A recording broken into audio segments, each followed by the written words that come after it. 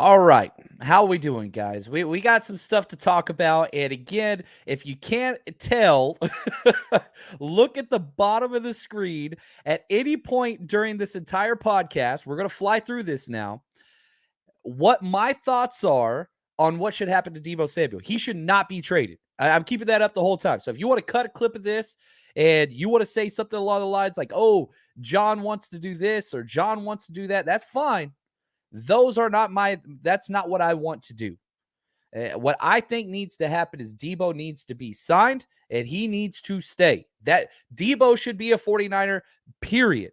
That's all there is to it. Having said that, let's jump in here. Let's play out what would happen, what a mock draft would look like if the 49ers did do it. Again, I don't think they should. They should not trade Debo. But if they did, what would that look like? What is the type of haul that you could get if you did trade Debo, right? That's kind of what we're looking at here. That's what I want to spend some time with. So we're going to do a mock draft, and we're going to force a Debo trade. That's what we're going to do. But again, stay with me the entire time. Should not trade Debo. Should not trade Debo. Should not trade Debo. But if they did, and I think teams need to have this conversation. All teams do. Okay, if we do trade them, then what will we get? What does that team look like, right? So let's jump in here. I'm going to share my screen. Here we go. Let me set this up and make sure I do this right. So I'm going to share this screen. We're going to do a PFF. We're going to be sharing this. Whoa, it's going crazy. Why is that going crazy on there? Sorry about that. Let me remove that. I don't know why it's doing that. Let me try that again. Let me remove it. But the whole idea is this. I want to give us a realistic option. And again, I think that NFL teams have this exact same conversation where they basically say, hey, let's figure this out and let's see what we can get. That's the whole idea. And yeah, Brian, appreciate you catching us live. Let's go through this. So we're going to do it a 49ers.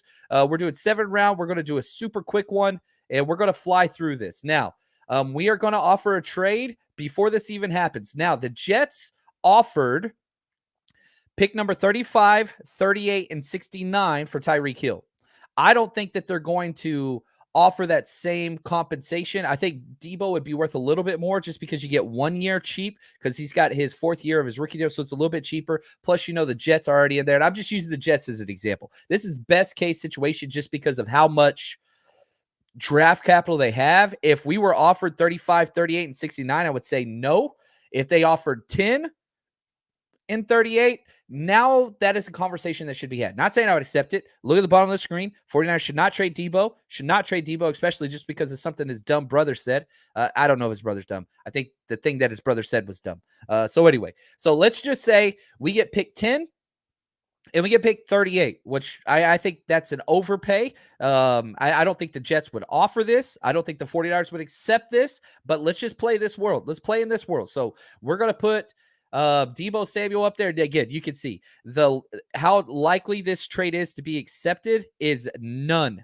The PFF calculator says that is no, not even happening. If we go back to, again, just offering those 2 seconds, they wouldn't do it. I think they would, but I'm going to force this trade. So the 49ers are going to get pick 10, first rounder, and pick 38, early second rounder for Debo. Okay. That again, we're not giving up any picks. Not saying I don't want to get into the debate of, they should offer more, less, whatever. I don't care. Trying to do a realistic approach to what it would look like if this happened. Okay. What? Why did it go through? Did it not go through? Good gosh. All right, let's do this again. Cuss words. Now I'm kind of mad. I don't know why. I guess I didn't force the trade correctly. I'll get us back there in like 5 seconds. That is awesome. I love doing live broadcasts. This is what happened. So Jets, here we go. Let's try this again. 10, 38 for Debo Samuel. We're going to force this trade. Force trade. Trade accepted. All right, now we're at pick 10. Let's start the draft. Is it going to stop at us this time? Boom. Now the 49ers are on the clock at pick 10. And again, you can kind of see it's a whole new level of players. Kyle Hamilton, I would not take there at all. Not really high on him. Garrett Wilson. Again, is there a Debo Samuel replacement? There is not. But you can kind of see the level of players that are there at this high level. You look at kind of what went. You got your defensive ends. If one of the defensive ends fell, I think you looked there, but they're gone. So, if you could get Jameson Williams, the number 5 player on my board, yeah, he's got the MCL, but that dude's going to be incredible. That's what I'm taking there. I'm taking Jameson Williams, and I'm not even second guessing. Is he Debo? No, he's not. He is not Debo. That's not what he brings to the table. That's not what he does. But he is an elite wide receiver. You will have to be a little patient with him. But now the 49ers are back on the clock at pick 38. And now you have Skye Moore there. I love Skye Moore. Skye Moore, that dude is incredible.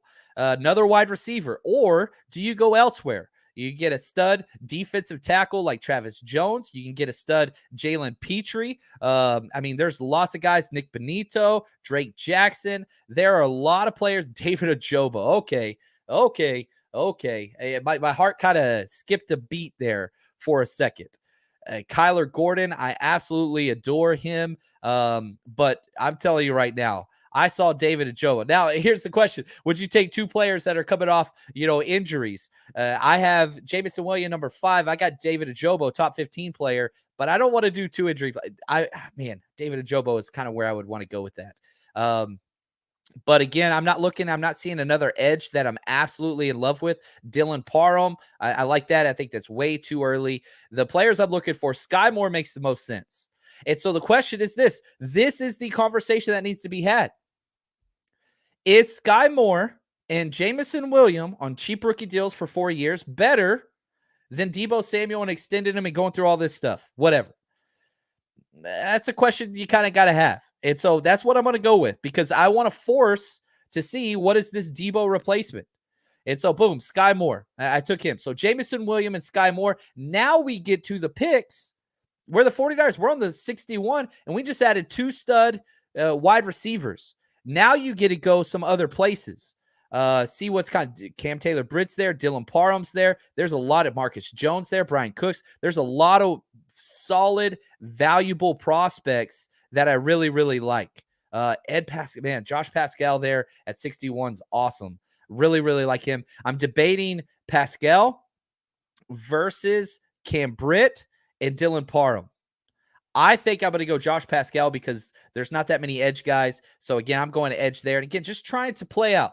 I'm just playing out. We're not even taking any more trades and moving up and down the draft board. I'm trying to create a scenario where we can legit see, okay, what if? What if? I don't, again, look at the bottom of the screen. Look at the bottom of the screen. I'm just trying to have this conversation. And make no mistake, the 49ers are having this conversation and have had it and will have it again in these, few days up to the draft. So it's not one of those things that's just like, oh, we're going to do it. All right. We've got 2 wide receivers. We've got our edge guy, Cam Taylor-Britt, still there. Donovan West, a center, still there. D'Angelo Malone, I like a lot. Sam Edwards, he's got some stuff. Cam Jurgens is there. Ooh, I like Cam Jurgens. I wish I could trade around. We are picking again at 12 picks. So I'm going to go Cam Taylor-Britt, who I love. He's going to start nickel corner week 1. I'm taking that. Again, just fulfilling my roster with top-end players. Here we are at 105. Dominique Robinson still there. Alex Wright still there.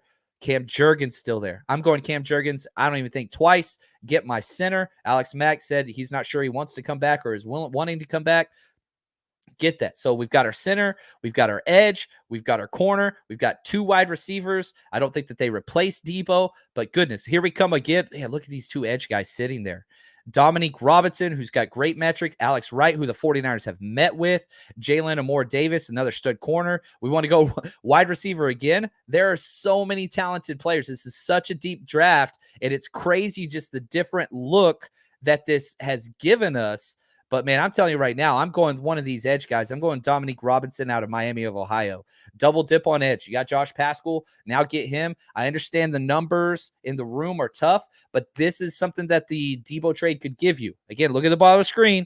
49ers should not trade Debo. They should not. But if they do, this is what that would look like. Kalen Barnes corners there. Just looking at kind of the top available. Lots of good running backs available. I'm going to hold off on that just because there are so many good ones. Let's see here. Let's look at a couple. Let's look at safety. That is a position I'd really like to attack. Yeah, Leon O'Neal is still there. 49ers met with him. I'm taking him out of Texas A&M, which breaks my Longhorn heart, but he is a very, very good player. He has some issues which will cause him to fall. Here we are, pick 187. Let's look at the running back position because I think we're going to address one of them. Ty Chandler, really high on there. I'm going running back, Ty Chandler at that pick. And again, I'm not one to overdiagnose this mock draft. I'm trying my hardest to just jump in, find out what are the possibilities that we could see and see what that would look like before we move on, right? And again, I don't think the 49ers are going to trade Debo. I still believe he is going to sign, but these are questions that need to be asked. Does that make sense? Oh, Jason Poe out of Mercer. This is somebody the 49ers have worked out and gone to see him work out. I'm going to take him at guard. A very, very fun prospect we're seeing there. Let's see. We got our safety. We're just looking at Darion Kendrick. That's a good one. Andrew Stuber. What's his metrics? 325. A little big, but again, somebody that I think could anchor well. I'm going to take Michigan Andrew Stuber, tackle. We'll see what happens. Then we get down to the last pick of the draft, Mr. Irrelevant 262. And let's see what we got. We've got some defensive interior guys that are here. Yeah, let's just do that. Appalachian State, I love them. Caleb Ellaby. Yeah, I'm not really seeing anybody that's jumping out. Definitely not taking a punter. Let's go with Austin Stogner, a tight end out of Oklahoma. So here's our draft. Let's look at this. Again, 49ers should not trade Debo. But what would that draft haul look like if they did? Jamison Williams, Skye Moore. You replace the wide receivers, not sure they do that, but just to try to replace that firepower. Josh Paschal, Taylor Barrett, the cornerback, center, Cam Jurgens, edge guy, extra edge guy in the 4th round, Dominique Robinson, safety. The amount of players you're getting, we got an A- grade. I don't care what PFF thinks really about anything. But the whole entire idea of this show, which it's a fast show, and I want it to be a fast show because you can look at the type of players that are available at those spots, and you make up that decision for yourself. Me, look at the bottom of the screen. 49ers should not trade Debo. 49ers should not trade Debo. That's where I stand. But the conversation needs to happen. It needs to happen. And if that's one of those things that the front office wants to go through, that's there. Anyway, I thought this was an interesting thing. Just I'm trying to add perspective and context to this as much as possible so that you can see it from all angles. But again, let me end it by saying this, and this is going to be the end of the episode. The 49ers should not trade Debo Samuel. He will sign in training camp, just like Fred Warner, just like George Kittle. He's got to be taken care of. He's in a good spot and a good fit. I think eventually cooler heads prevail. You just got to get this agent and brother out of the way. I think we'll be all right. So anyway, till next time, stay strong, faithful.